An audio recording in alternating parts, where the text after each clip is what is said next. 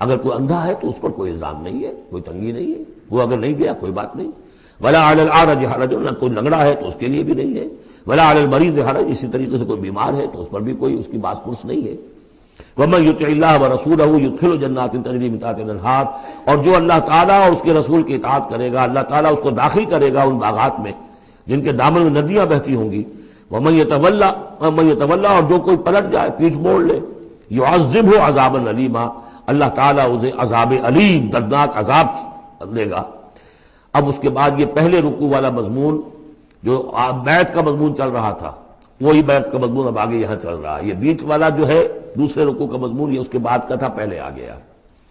وہاں جو فرمایا تھا کہ ان الذین یبایعونک انما یبایعون اللہ، اب آگے چلیے. لقد رضی اللہ عن المؤمنین اذ یبایعونک تحت الشجرہ، اللہ راضی ہو گیا ان اہل ایمان سے جو آپ سے بیعت کر رہے تھے درخت کے نیچے. فعلم ما فی قلوبہم، تو اللہ تعالیٰ کے علم میں ہے جو کچھ ان کے دلوں میں تھا. اور اس وقت تو ذوق شہادت اور جوش جہاد تھا، ابھی وہ صلح کی بات تو ہوئی نہیں، وہ تو بیعت کر کے ہونے کی بات ہوئی ہے. فانزل السکینۃ علیہم، اللہ نے ان پر سکینت، سکون، اطمینان نازل کر دیا. واصابہم فتح قریبا، اور انہیں فتح دے دی بہت قریب. وہ فتح قریب وہی ہے انا فتحنا لک فتحا مبینا، اس صلح کو کہا گیا کہ فوری طور پر انہیں فتح مل گئی. ومغانم کثیرۃ یاخذونہا، اور بہت سی غنیمتیں ہیں جو وہ اور جو لیں گے، حاصل کریں گے. وکان اللہ عزیزا حکیما، اور اللہ تعالیٰ زبردست ہے، حکمت والا. وعدکم اللہ مغانم کثیرۃ تاخذونہا، اے مسلمانوں اللہ کا تم سے وعدہ ہے بہت سی غنیمتیں تمہیں ملیں گی. فعجل لکم ہذہ، تو یہ تو تمہیں نقد دے دی ہے، فوری طور پر دے دی ہے یہ فتح جو تمہیں مل گئی ہے. وکف ایدی الناس عنکم، اور اللہ تعالیٰ نے روک لیا لوگوں کے ہاتھوں کو تم سے. لتکون آیۃ للمؤمنین، تاکہ یہ اہل ایمان کے لیے ایک نشانی بن جائے. وَيَهْدِيَكُمْ صِرَاطًا مُسْتَقِيمًا، اور اللہ تعالیٰ تمہاری رہنمائی فرمائے سیدھے راستے کی طرف. یعنی اب تمہاری جد و جہد جو ہے وہ تیر کی طرح سیدھی کامیابی کے آخری مراحل تک پہنچ جائے. بارک اللہ لی ولکم فی القرآن العظیم ونفعنی وإیاکم بالآیات والذکر الحکیم.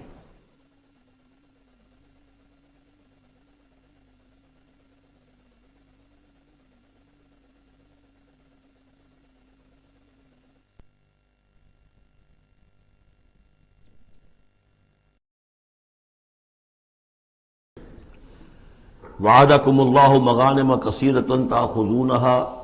اللہ تعالیٰ نے اے مسلمانوں تم سے وعدہ کیا ہے بہت سی غنیمتوں کا جو تمہیں حاصل ہوں گی. فعجل لکم ہذہ، تو یہ تو اللہ نے فوری طور پر تمہیں عطا کر دی ہے، یعنی یہ فتح مبین. وکف ایدی الناس عنکم، اور لوگوں کے ہاتھ تمہاری جانب سے روک لیے.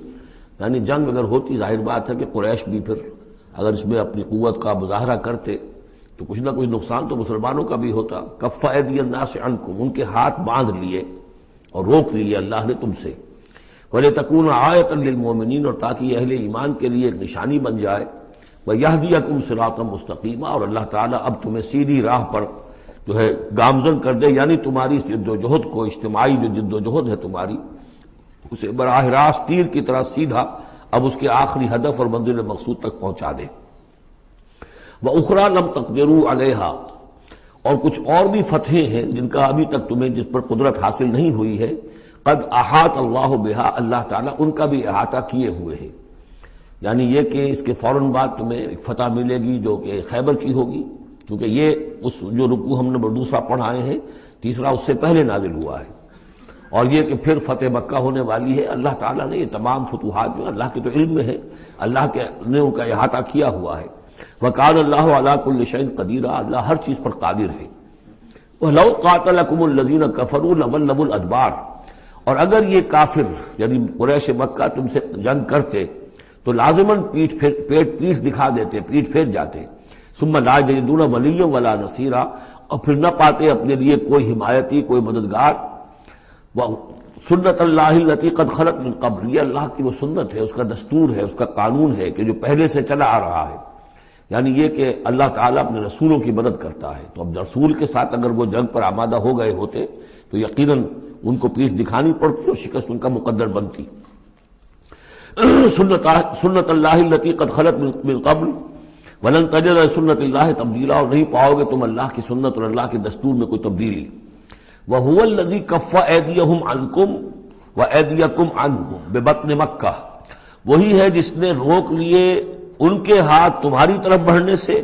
اور تمہارے ہاتھ ان کی طرف بڑھنے سے، بے بطن مکہ، بیچ شہر مکے کے، یعنی مکے کی وادی میں اور مکے کے شہر میں اگر یہ جنگ ہوتی اور یہ خون ریزی ہوتی، من بعد ان اسفرکم علیہم، اور یہ اللہ نے روک دیا اس کے بعد کہ اللہ نے تمہیں ان پر فتح دے دی تھی،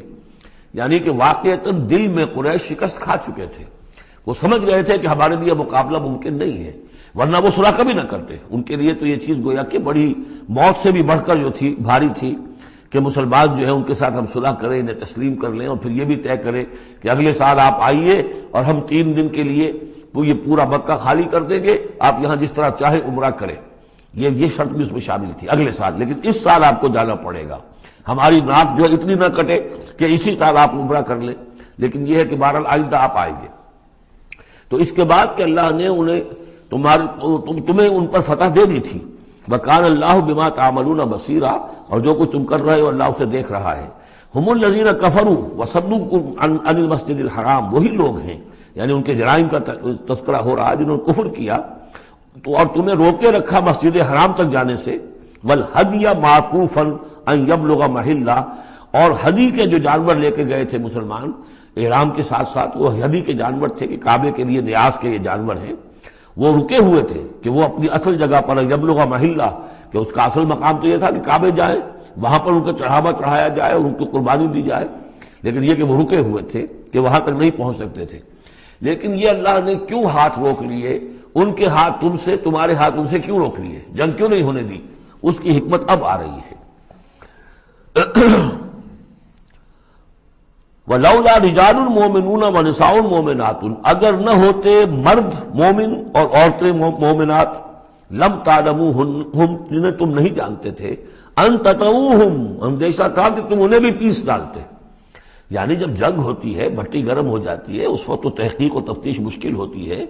اب وہ مسلمان کے جو ہجرت نہیں کر سکے، ان میں ضعفاء بھی تھے، ان میں مریض بھی تھے، ان میں عورتیں بھی تھیں جن کے لیے ممکن ہی نہیں تھا، جیسا کہ ہم سورہ نساء میں پڑھ چکے ہیں کہ جن کے لیے بالکل ممکن ہی نہیں تھا، اللہ تعالیٰ نے ان کو معاف کر دیا تھا، ہجرت نہیں کر رہے تب بھی اللہ ان سے مواخذہ نہیں کرے گا۔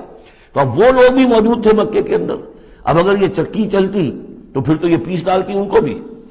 وَلَوْلَا رِجَالٌ مُؤْمِنُونَ وَنِسَاءٌ مُؤْمِنَاتٌ لَمْ تَعْلَمُوهُمْ أَن تَطْؤُوهُمْ، تم جانتے ہی نہیں تھے، ہو سکتا ہے کہ تم انہیں بھی کچل دیتے، فَتُصِيبَكُم مِّنْهُمْ مَعَرَّةٌ، اور ان کے معاملے میں پھر تم پر ایک الزام آ جاتا، بغیر علم، اس کے بغیر کہ تمہیں کوئی علم ہو، تمہاری بے خبری میں تم پر الزام آتا کہ ان اہل ایمان نے آ کر اپنے اہل ایمان ساتھیوں کو بھی قتل کر دیا۔ لِيُدْخِلَ اللَّهُ فِي رَحْمَتِهِ،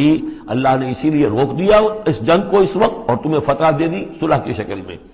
تاکہ اللہ تعالیٰ داخل کرے اللہ تعالیٰ اپنی رحمت میں جس کو چاہے۔ وَلَوْ تَزَيَّنُوا لَعَذَّبْنَا الَّذِينَ كَفَرُوا مِنْهُمْ عَذَابًا أَلِيمًا، اگر وہ علیحدہ ہو چکے ہوتے، یعنی مسلمان اہل ایمان مرد اور عورتیں جو ہیں جو ابھی تک مقیم ہیں یہاں پر، اگر وہ یہاں سے نکل چکے ہوتے، علیحدہ ہو چکے ہوتے، تو پھر باقی یہاں صرف کفار رہ گئے ہوتے، تو ہم اسی وقت لَعَذَّبْنَا الَّذِينَ كَفَرُوا مِنْهُمْ عَذَابًا أَلِيمًا، تو ان کافروں کو ہم ابھی وہ بدترین عذاب کا مزہ چکھا دیتے۔ اس جعل الذین کفروا فی قلوبہم الحمیۃ حمیۃ الجاہلیہ، جب کافروں نے اپنے دلوں کے اندر ایک حمیت جو ہے، ایک بڑی غیرت اور حمیت کا معاملہ، لیکن وہ حمیت جاہلی تھی کہ ہم لوگ، اور کیسے ممکن ہے کہ ہم انہیں یہاں پر عمرہ کرنے دیں، یہ لوگ کہ جو بے دین ہو گئے، ان کے اعتبار سے تو بے دین تھے، جو ہم اپنے آبا و اجداد کے دین کو چھوڑ گئے، تو وہ جو نسل پرستی اور قوم پرستی ان میں تھی، اور آبا پرستی تھی، اور اپنی روایت پرستی تھی، اس کے بنا پر حمیت جاہلیت ان کے دلوں کے اندر اتنی کوٹ کوٹ کر بھری ہوئی تھی۔ اس جعل الذین کفروا فی قلوبہم الحمیۃ حمیۃ الجاہلیہ، انہوں نے حمیت جاہلی کو اپنے دلوں کے اندر راسخ کر لیا تھا۔ فانزل اللہ سکینتہ علی رسولہ وعلی المؤمنین، اللہ تعالیٰ نے اپنا طرف سے سکون نازل فرما دیا اپنے رسول پر صلی اللہ علیہ وسلم اور اہل ایمان پر، وَأَلْزَمَهُمْ كَلِمَةَ التَّقْوَىٰ، اور اللہ تعالیٰ نے ان پر لازم کر دیا تقویٰ کی بات کو، یعنی اللہ تعالیٰ نے تقویٰ کو ان پر لازم کر دیا۔ وَكَانُوا أَحَقَّ بِهَا، یقیناً وہ تقویٰ کے زیادہ حقدار بھی ہیں، وَأَهْلَهَا، اور واقعتاً تقویٰ کے اہل ہیں، ان کے اندر تقویٰ موجود ہے۔ وَكَانَ اللَّهُ بِكُلِّ شَيْءٍ عَلِيمًا، اور یقیناً اللہ تعالیٰ ہر چیز کا علم رکھتا ہے۔ لَقَدْ صَدَقَ اللَّهُ رَسُولَهُ الرُّؤْيَا بِالْحَقِّ، اب ایک شبہ کا ازالہ ہو رہا ہے کہ کچھ لوگوں کو یہ خیال پیدا ہوا ہوگا کہ رسول کا تو خواب بھی سچا ہوتا ہے اور وحی کے درجے میں ہے، حضور نے ہمیں فرمایا تھا کہ میں نے خواب دیکھا ہے کہ ہم عمرہ کر رہے ہیں تو چلو، اور یہاں ہم عمرہ نہیں کر سکے تو رسول کا خواب جھوٹا ہو گیا۔ یہ اگر شک کسی کے دل میں پیدا ہوا تو اس کو ظاہر کر رہے ہیں کہ رسول کا خواب جھوٹا نہیں ہوا، یعنی یہ کہ اس میں جب حضور سے پوچھا بھی گیا آپ نے تو فرمایا تھا کہ ہم عمرہ کریں گے، تو آپ نے فرمایا تھا یہ میں نے کب کہا تھا کہ اسی سال ضرور کریں گے، عمرہ کریں گے، چنانچہ اگلے سال وہ عمرہ ہوا۔ سن 7 میں اسے عمرہ قضا کہتے ہیں، جو صلح حدیبیہ میں طے ہو گیا تھا کہ اگلے سال آپ آئیے عمرہ کیجیے، تو عمرہ قضا جو ہے یہ عمرہ چونکہ رہ گیا تھا درمیان میں ہی بند ہو گیا، تو عمرہ قضا، اس عمرے کی قضا اگلے سال جو ہے سن 7 میں آپ نے دی، اور 3 دن تک قریش نے مکے کو خالی کر دیا، پہاڑوں پر چڑھ گئے اور مسلمان 3 دن تک مکے کے اندر مقیم رہے، انہوں نے اپنے اطمینان سے عمرہ ادا کیا۔ تو فرمایا لقد صدق اللہ رسولہ الرؤیا بالحق، اللہ نے بالکل سچا دکھایا خواب اپنے رسول کو، اس میں قطعاً کسی جھوٹ کا شائبہ نہیں۔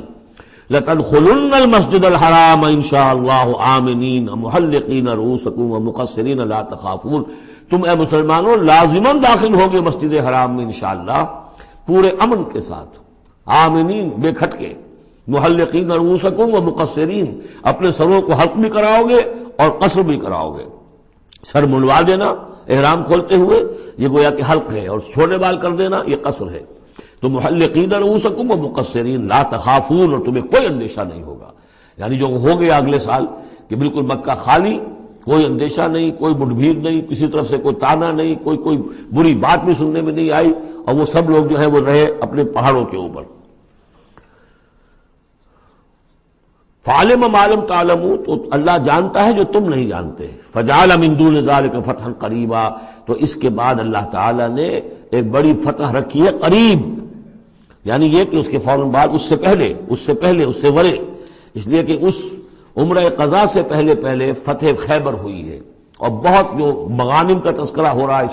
اس میں جو غنیمت آئی ہے بہت نمایاں، وہ غزوہ خیبر کی ہے۔ ایک تو یہ کہ یہودیوں کا گڑھ تھا، بہت مالدار تھے، پھر یہاں سے جو گئے تھے 2 قبیلے نکل کر گئے تھے، وہ بھی اکثر ان میں سے وہیں آباد ہو گئے تھے، تو وہ ان کی بڑی جمعیت تھی وہاں پر، اور یہودی ویسے مالدار ہوتے ہیں، تو وہاں پہ جو غنیمت ملی ہے مسلمانوں کو اس کے طرف اشارہ ہو رہا ہے۔ اللہ تعالیٰ نے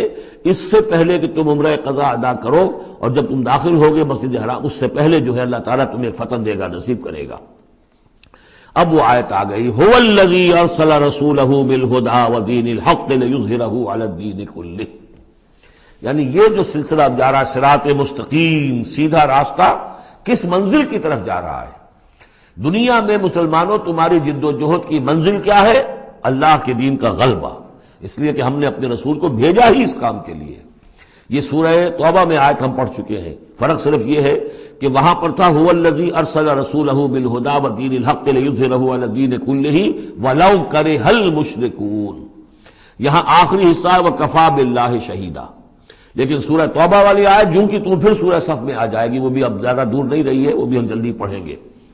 تو اللہ نے تو بھیجا ہے اپنے رسول کو صلی اللہ علیہ وسلم الہدا دے کر، یعنی قرآن حکیم جو ہدایت کاملہ ہے، نو انسان را پیام آخری حامل او رحمت للعالمین،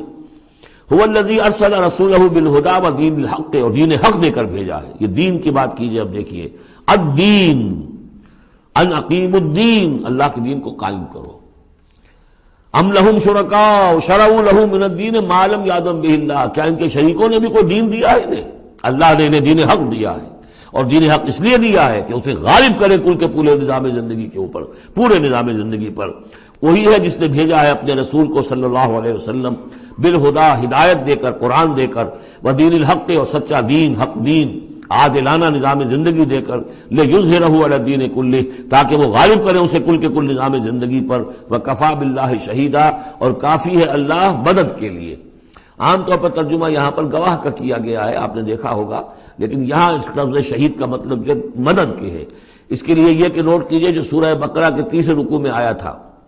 فَإِن كُنتُمْ فِي رَيْبٍ مِّمَّا نَزَّلْنَا عَلَىٰ عَبْدِنَا فَأْتُوا بِسُورَةٍ مِّن مِّثْلِهِ وَادْعُوا شُهَدَاءَكُم مِّن دُونِ اللَّهِ إِن كُنتُمْ صَادِقِينَ، بلا لو اپنے مددگاروں کو اللہ کے سوا اگر تم سچے ہو۔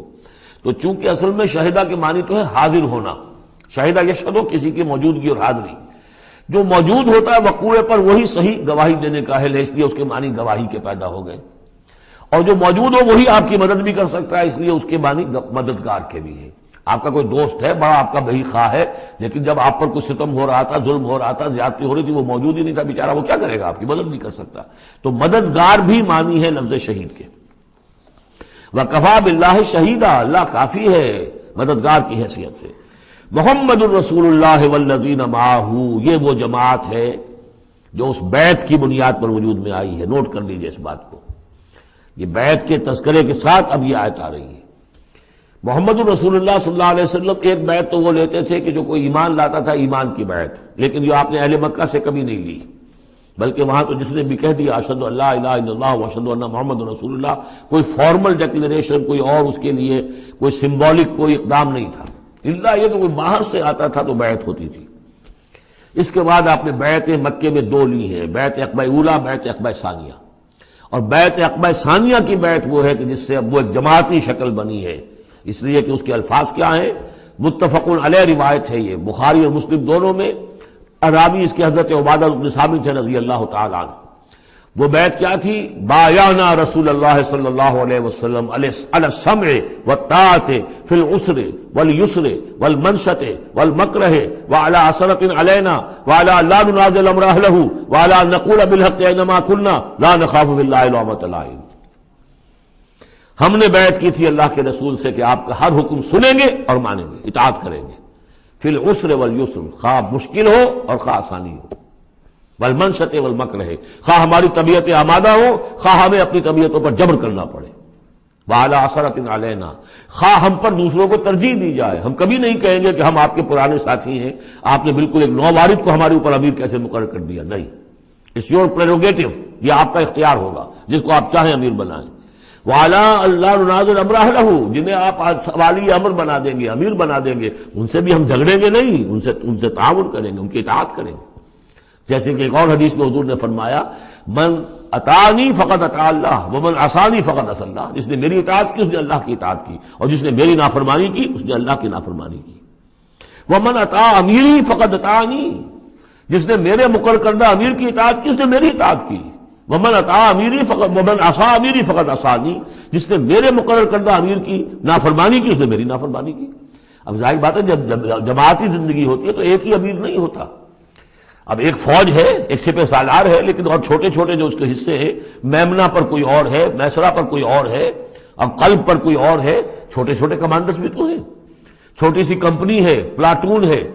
پھر بٹالین ہے، بٹالین سے اوپر ریجیمنٹ ہے، ہر جگہ پر جو ہے اس کے جو آفیسرز موجود ہیں، جو کمانڈرز موجود ہیں، ان سب کا سلسلے وار سب اطاعت کا نظام اگر نہیں ہوگا تو وہ فوج کہاں ہوئی؟ اس طرح ایک جماعت ہے، ایک پورے ملک کے اندر جماعت ہے، اس کا امیر ہے، پھر اس کے کئی صوبائی اس کی شاخیں اس کے امیر ہیں، تو یہ تو نظام اس طرح چلے گا۔ تو یہاں پر وعلیٰ ان نقول بالحق اینما کنا، اور آخری بات جو تھی اس بیعت کے اندر کہ ہم جہاں کہیں بھی ہوں گے حق بات ضرور کہیں گے، مشورہ مانگا جائے گا مشورہ دیں گے، وی ول ناٹ ہولڈ بیک اور اوپینینز، ہم اپنی رائے دیں گے، حق بات کہیں گے جہاں کہیں ہوں گے، لیکن اس کے بعد جو فیصلہ ہوگا فیضا عذاب الامر، جیسا کہ ہم پڑھ چکے ہیں، جب فیصلہ ہو جائے تو پھر یہ کہ اللہ اور اس کے رسول کی اطاعت لازم ہے۔ تو فرمایا یہ محمد رسول اللہ والذین معہ کی جو جماعت بنی ہے اس شکل میں، اس قتال کے مرحلے کے شروع ہونے سے پہلے، منہج انقلاب نبوی میں اقدام کا مرحلہ جب آیا ہے، پیسو ریزسٹنس جب ایکٹیو ریزسٹنس میں چینج ہو رہی ہے، تو اب وہ ایک نظم جماعت کی شکل ہے، اور وہ بیعت عقبہ ثانیہ کی بنیاد پر وجود میں آیا۔ محمد رسول اللہ والذین معہ اشداء علی الکفار رحماء بینہم، اللہ کے رسول، یہ اس میں دو طرح ترجمے اس کے کیے جاتے ہیں، محمد اللہ کے رسول ہیں، یہ ایک جملہ پورا ہو گیا، والذین معہ اشداء علی الکفار رحماء بینہم، اور جو ان کے ساتھ ہیں وہ کافروں پر بہت بھاری ہیں اور آپس میں بہت رحم دل ہیں۔ اور ایک ترجمہ یہ بھی ہے کہ محمد الرسول اللہ والذین معہ، یہ سب مل کر مبتدا بنی، اللہ کے رسول محمد اور جو ان کے ساتھ ہیں ان سب کی شان یہ ہے کہ اشداء علی الکفار رحماء بینہم، وہ کفار کے حق میں بڑے سخت ہیں لیکن آپس میں بہت رحم دل ہے، رحیم ہے، شفیق ہے۔ یہ ہم پڑھ چکے ہیں سورہ مائدہ میں بھی، اذلۃ علی المؤمنین اعزۃ علی الکافرین، اہل ایمان کے حق میں وہ بہت ہی نرم خو ہو، حلقہ یاراں تو بریشم کی طرح نرم، رزم حق و باطل ہو تو فولاد ہے مومن۔ یہ شان جو ہے بندہ مومن کی قرآن مجید میں دو جگہ آئی ہے۔ تراہم رکعا سجدا یبتغون فضلا من اللہ ورضوانا، تم دیکھو گے ان کو کبھی سجدے میں گرے ہوئے ہوں گے اور کبھی رکوع کر رہے ہوں گے، وہ اپنے رب کے فضل کے متلاشی رہتے ہیں ہر دم ہر آن، اور اللہ کی رضا چاہتے ہیں۔ سیماہم فی وجوہہم من اثر السجود، اور ان کی جو نشان